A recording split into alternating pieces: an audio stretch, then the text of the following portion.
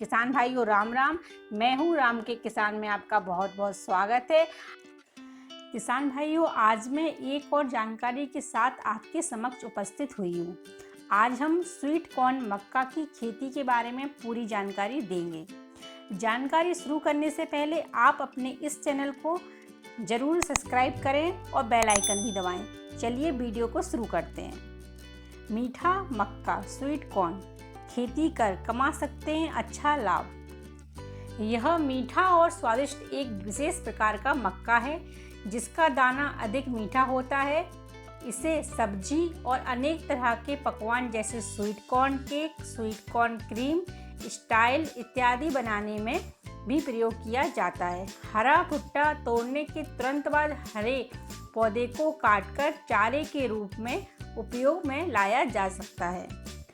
अधिक आय प्राप्त करने हेतु स्वीट कॉर्न को गेंदा, ग्लेडियोलस, मसाले, मटर आदि के साथ इसका रबी के मौसम में अंधा फसलीकरण भी किया जा सकता है। उपयुक्त जलवायु स्वीट कॉर्न की बुवाई के समय मिट्टी का सर्वाधिक उपयुक्त तापमान 20 से 25 डिग्री सेंटीग्रेड होता है। सुपर स्वीट सर्वाधिक मीठा कॉर्न की बुवाई के वक्त मिट्टी का तापमान 16 डिग्री सेंटीग्रेड से कम नहीं होना चाहिए। स्टैंडर्ड स्वीट मिठास की मात्रा 11% के करीब। कॉर्न की बुवाई के वक्त मिट्टी का तापमान 10 डिग्री सेंटीग्रेड से कम ना। भूमि का चयन आमतौर पर इसे सभी प्रकार की मिट्टियों में सफलतापूर्वक उगाया जा सकता है, पर अम्लीय और क्षारीय मिट्टी इसके लिए उपयुक्त नहीं है। खेत में जल निकासी की व्यवस्था करना भी आवश्यक है। स्वीट कॉर्न की बुवाई जिस खेत में करनी होती है उससे 250 मीटर तक अन्य कोई दूसरी मक्का की कोई दूसरी किस्म नहीं उगानी चाहिए। यदि 250 मीटर की दूरी के अंतर्गत मक्का की कोई दूसरी किस्म खेत में उगाई जा रही है तो बुवाई इस प्रकार करनी चाहिए कि नज़दीक के खेत में मक्का में नर मंजर 14 दिन पहले या 14 दिन बाद आएँ। उन्नतशील किस्में स्वीट कॉर्न की खेती के लिए कृषकों को अपने क्षेत्र की प्रचलित किस्मों का चयन करना चाहिए।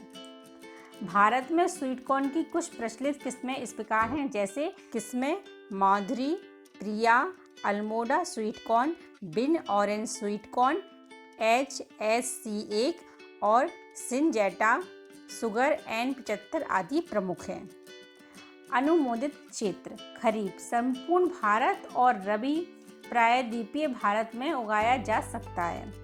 कटाई की अवधि खरीफ 70 से 75 दिन और रबी में 80 से 85 दिन। पैदावार 110 से 130 कुंटल प्रति हेक्टेयर हरे भुट्टे और 250 से 400 कुंटल प्रति हेक्टेयर हरा चारा प्राप्त होता है। तैयारी खेत की जुताई और पाटा लगाकर मिट्टी को भुरभुरी बनाकर समतल कर लेना चाहिए।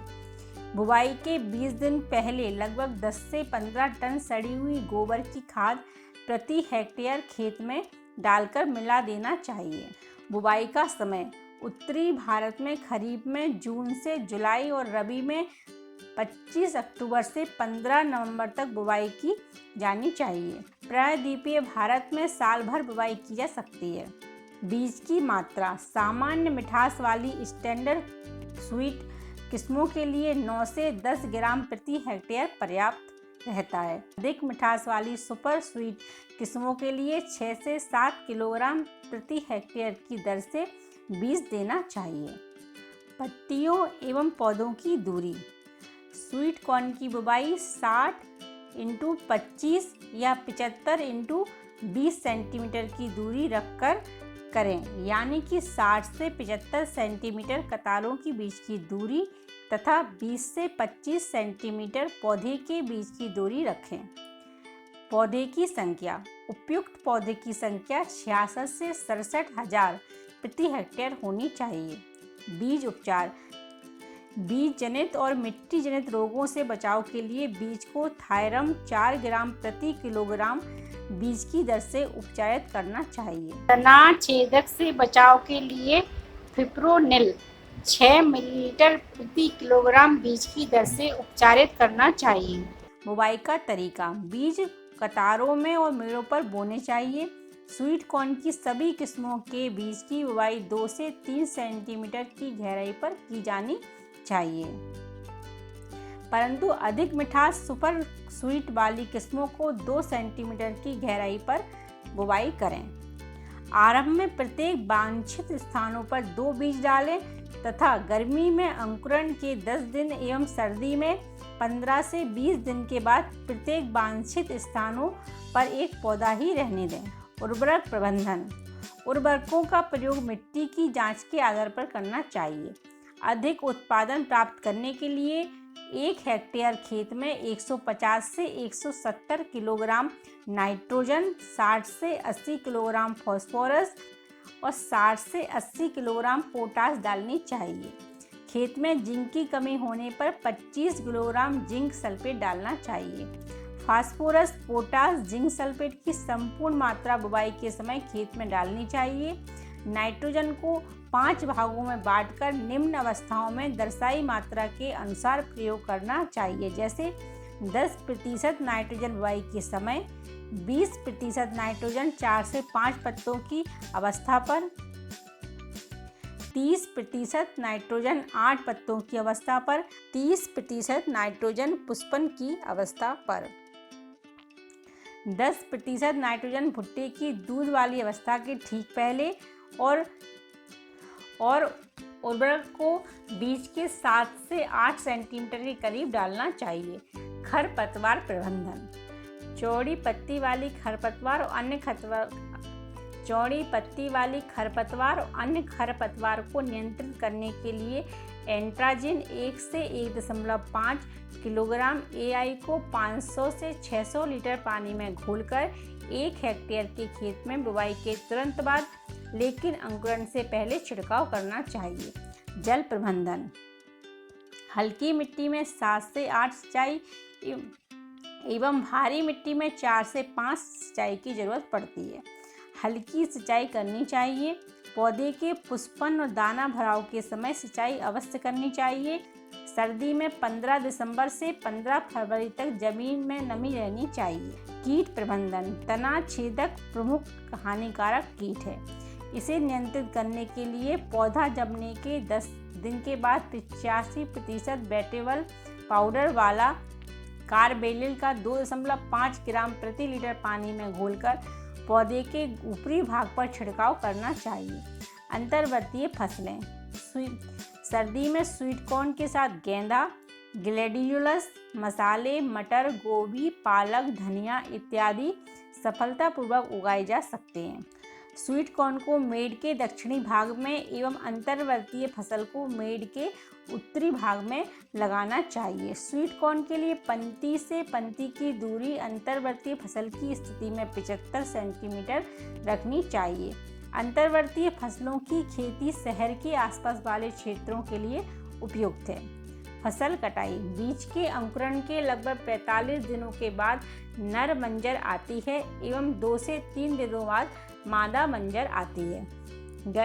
गर्मी खरीफ के मौसम में परागण के 18 से 22 दिनों बाद स्वीट कॉर्न के भुट्टे तुड़ाई के लिए तैयार हो जाते हैं।